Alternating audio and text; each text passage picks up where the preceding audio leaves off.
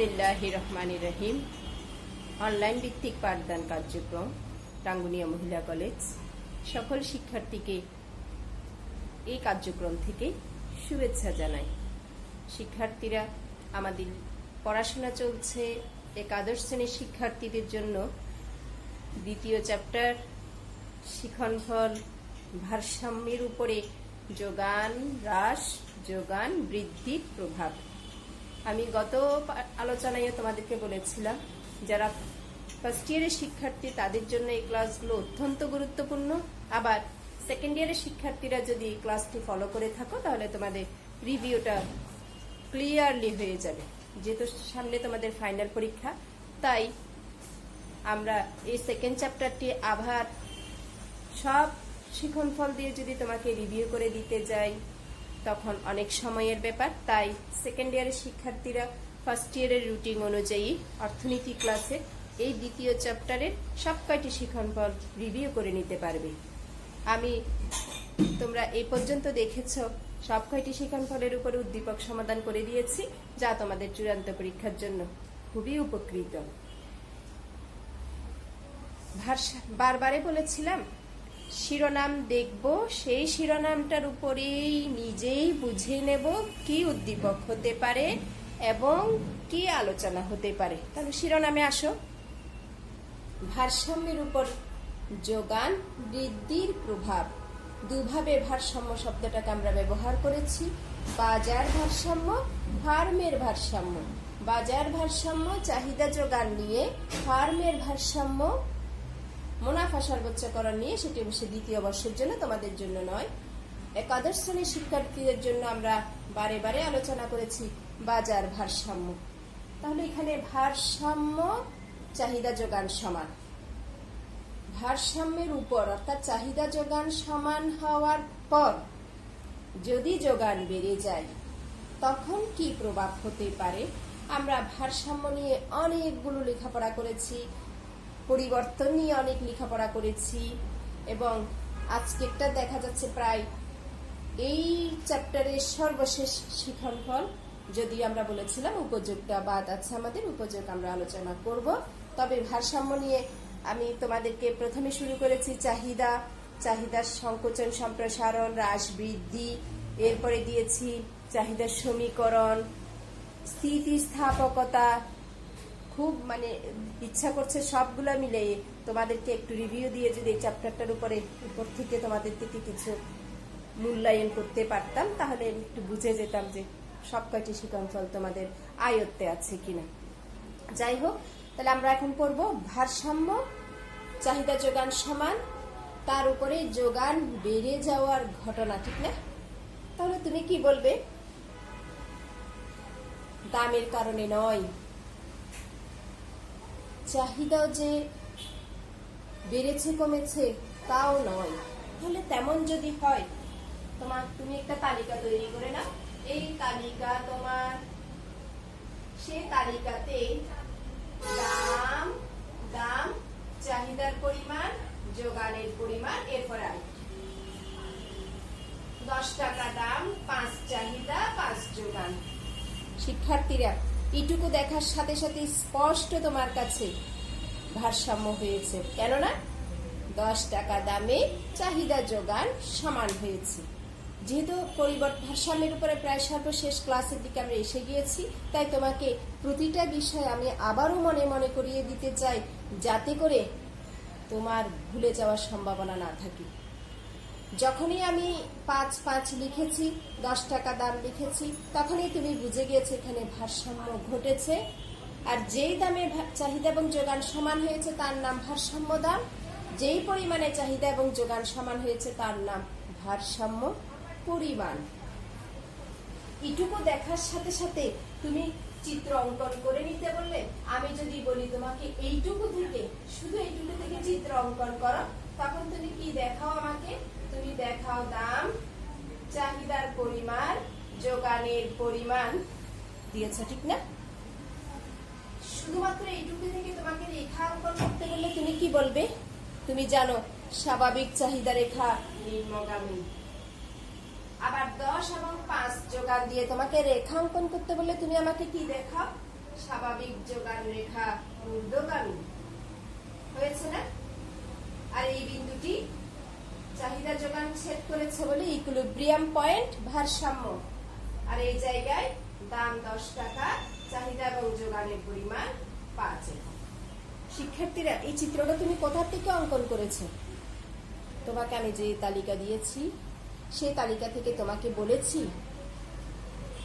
এই অংশটাকে তুমি চিত্রের সাহায্যে দেখাও, তাই দেখিয়ে দিয়েছি। এখন আমি বললাম তোমাকে দাম বাড়লে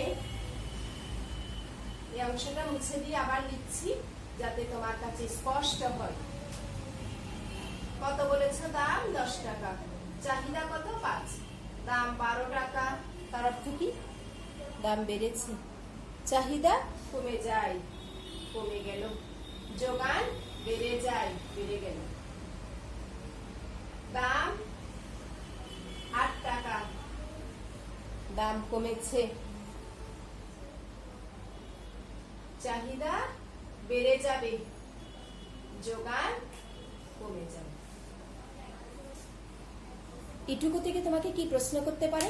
এটুকু থেকে তোমাকে খালি বলবে উদ্দীপক অনুসারে ভারসাম্য দাম ও পরিমাণ চিত্রের সাহায্যে দেখাও। তখন তুমি তোমার চিত্রে সংখ্যাগুলো দিয়ে অঙ্কন করে দেখাবে। আমাদের মূল লেখাপড়া সেখানে নয়, আমাদের মূল লেখাপড়া হলো দাম যা আছে তাই থাকবে, থাকা অবস্থায় তোমাদের কেনার ইচ্ছাটাও স্থির থাকবে, আমার বিক্রি করার ইচ্ছা বেড়ে যাবে। আবার শুনি, দাম যা আছে তা থাকবে, তোমাদের কেনার ইচ্ছা স্থির থাকবে, আমার বিক্রি করার ইচ্ছা বেড়ে যাবে। একেই বলে ভারসাম্যের উপর বিক্রি করার ইচ্ছার নাম যোগান। যোগান বৃদ্ধির প্রভাব।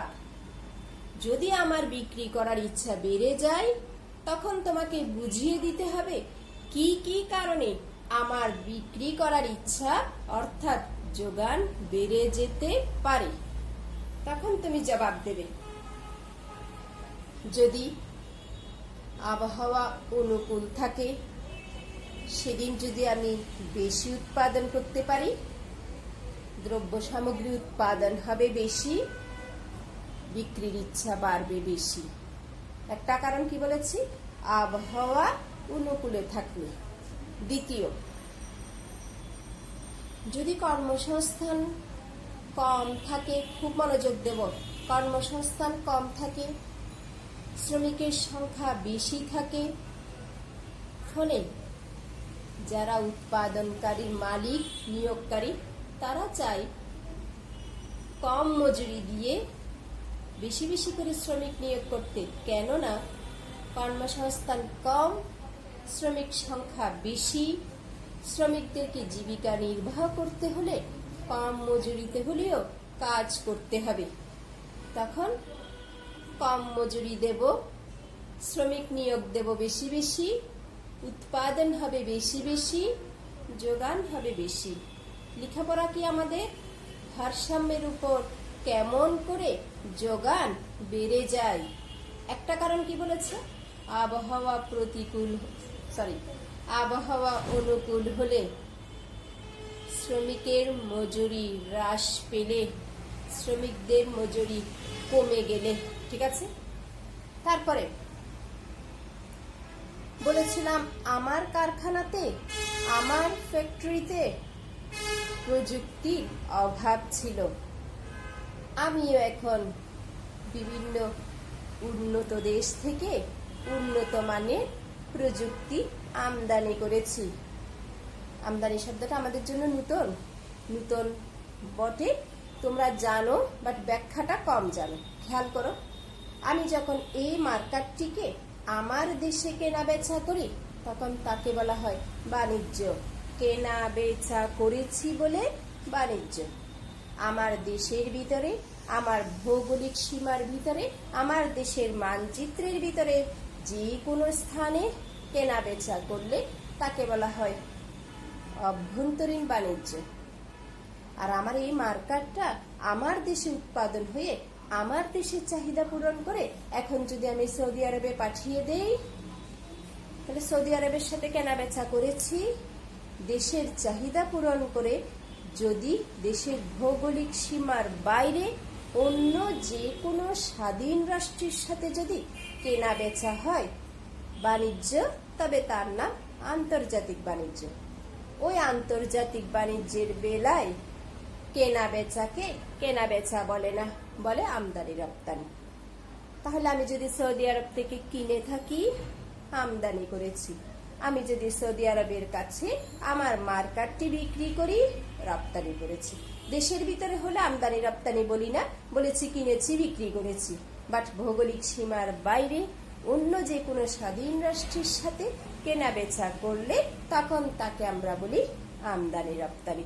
বাণিজ্য তার নাম, প্রথমত বাণিজ্য, তারপরে বলবো আন্তর্জাতিক বাণিজ্য, তারপরে কেনা বেচা না বলে বলবো আমদানি রপ্তানি। ঠিক সেইভাবে আমি আমার কারখানায় থাইল্যান্ড থেকে, জাপান থেকে, যে কোনো উন্নত কান্ট্রি থেকে বড় বড় যন্ত্রপাতি প্রযুক্তি সহ আমদানি করেছি। যেহেতু আমদানি করেছি, তাহলে আমার ফ্যাক্টরিতে প্রযুক্তির প্রভাব ঘটেছে। শিক্ষার্থীরা শব্দগুলো খেয়াল করব। আবহাওয়া অনুকূলে ছিল, মজুরি কমে গেল, আর প্রযুক্তির প্রভাব ঘটল। এর আগে বলেছে অভাব, আর আজ বলছি প্রভাব। প্রযুক্তির প্রভাব ঘটল, ফলে আমার দ্রব্যের উৎপাদন বেড়ে গেল, ফলে যোগান বেড়ে গেল। কি লেখাপড়া করছে শিক্ষার্থীরা খেয়াল করো। ভারসাম্যের উপর যোগান বৃদ্ধির প্রভাব। তিনটি কারণ বলেছি, আরো অনেক কারণ, এরকম অনেকগুলো কারণে যোগান বেড়ে যেতে পারে। তাহলে আমি তিনটি কারণ তোমাকে আগে উল্লেখ করে দেই। কি কি বলেছি শুনে তো। দাম ছাড়া, দাম ব্যতীত, আমার সাথে সাথে লিখে নেবে, চাহিদা, চাহিদা অপরিবর্তিত, অপরিবর্তিত। এই কথাটা বুঝতে পেরেছো নিশ্চয়। তুমি যে বেশি কিনতে চাচ্ছ সেই কারণে আমি যোগান বাড়াইনি, আমি যোগান বাড়িয়েছি আবহাওয়া অনুকূল থাকার কারণে, মজুরি কম হওয়ার কারণে, প্রযুক্তির প্রভাবের কারণে। বাট তোমার কেনার ইচ্ছা না স্থিরই ছিল, তোমার কেনার ইচ্ছে স্থির, দামের কারণেও আমি যোগান বাড়িয়ে দেই নেই। সেজন্য কি লিখেছি, দাম ছাড়া। চাহিদা অপরিবর্তিত অবস্থায় যদি ওইসব কারণে যোগান বেড়ে যায়, তখন ভারসাম্যের উপর কি প্রভাব হবে তাই আমাদের আলোচনা। ক্লিয়ার, ঠিক না? চাহিদা অপরিবর্তিত অবস্থায় লিখেছি, অবস্থায় আবহাওয়া, আবহাওয়া অনুকূল হলে, অনুকূল হলে মজুরি, মজুরি কমে গেলে বা হ্রাস পেলে, কমে গেলে, মজুরি কমে যাওয়ার পেছনে কারণ কি বলেছি, কর্মসংস্থান কম, শ্রমিকের সংখ্যা বেশি, ফলে উৎপাদনকারী, নিয়োগকারী কম মজুরিতে শ্রমিক নিয়োগ দিতে পারবে। আর কি বলেছি, প্রযুক্তি প্রভাব হলে, প্রভাবে উক্ত দ্রব্যের, এই উক্ত দ্রব্যের, ঠিক আছে, দ্রব্যের যোগান বেড়ে যায়, বেড়ে যায়। তোমার আলোচনা ছিল যোগান কেমন করে বাড়ে এবং প্রভাবটা কি হয়, অর্থাৎ যোগান বেড়ে গেলে ওই ভারসাম্যের উপরে কি প্রভাব পড়ে। এখন আমরা চিত্র অঙ্কন করে দেখাই তোমাকে, তুমি চিত্র থেকেই বুঝিয়ে দেবে কি প্রভাব। দেখো, এই তোমার চিত্র, দাম, চাহিদার পরিমাণ, যোগানের পরিমাণ। স্বাভাবিক চাহিদা রেখা ডিডি, স্বাভাবিক যোগান রেখা এস এস দিয়েছ না? ভারসাম্য বিন্দু ই, দাম পি, চাহিদা এবং যোগানের পরিমাণ কিউ। এখন তুমি কি বলেছ? উক্ত দ্রব্যের যোগান বেড়ে যায়।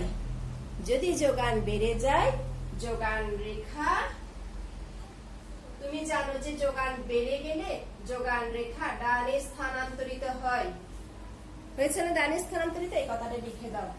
ফলে যোগান রেখা ডানে সরে যায়।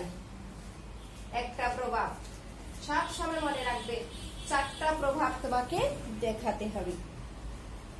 ভারসাম্য বিন্দু, খুব মনোযোগ দেব এই কথাটি।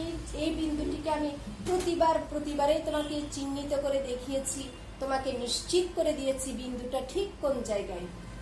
পুরাতন চাহিদা রেখা, তুমি না বলেছো চাহিদা অপরিবর্তিত থাকে, তাই পুরাতন চাহিদা রেখা, নতুন যোগান রেখা, এই যে নতুন ভারসাম্য বিন্দু।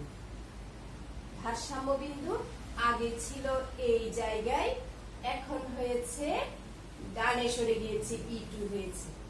তুমি কি বলেছ? ভারসাম্য বিন্দু ডানে সরে যায়। দ্বিতীয় প্রভাব, ভারসাম্য বিন্দু ডানে সরে যায়। হলো না দুটো প্রভাব? যোগান রেখা ডানে সরে গেল, ভারসাম্য বিন্দু ডানে সরে গেল। তারপরে কি লিখবো দেখো? যদি নতুন ভারসাম্য বিন্দু পেয়ে যাও, তাহলে সেই ভারসাম্য বিন্দু থেকে লম্বকে আসলে পরে নতুন দাম পাই।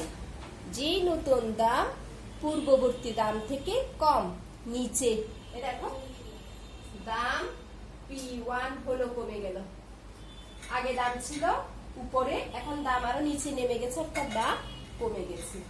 অতএব 3 নাম্বার প্রভাব হবে দাম কমে যায়। হলো না? তো চাহিদা যোগানের প্রভাব কি হবে বলতে হবে। সেই ভারসাম্য বিন্দু থেকে আসো, আসলে কোথায়? ভূমি অক্ষে। কেমন হলো? আগের চাহিদা যোগান ছিল কিউ, এখন চাহিদা যোগান হয়েছে Q2, বেড়ে গিয়েছে, ডানে সরেছে।